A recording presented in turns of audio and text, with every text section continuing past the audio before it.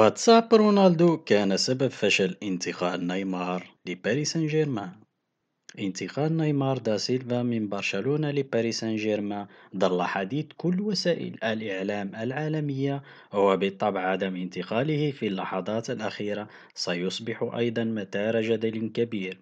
كل الصحف العالمية ووكالات الأنباء العالمية اتفقت على أن نيمار كان قريب من الانضمام لفريق العاصمة الفرنسية، ولكن الصفقة انهارت في اللحظات الأخيرة. تقارير صحفية إنجليزية تؤكد أن نيمار يمتلك علاقة طيبة مع نجم منتخب البرتغال وريال مدريد كريستيانو رونالدو، ودائما يستشيره في تفاصيل مهمة في حياته. نيمار سأل رونالدو عبر تطبيق الواتساب حول جدوى الرحيل لفرنسا، فنهاه رونالدو عن ذلك وطلب منه التفكير كثيرا، لأن الرحيل عن الدوري الإسباني لن يضيف له شيئا سوى الأموال. رونالدو نصح نيمار بالبقاء مع برشلونة، وإذا كان يريد الرحيل وسائم كاتالونيا فالانضمام لمانشستر يونايتد سيكون أفضل له، وربما يكون هذا من الأسباب القوية التي دفعت نيمار لرفض الرحيل للدوري الفرنسي.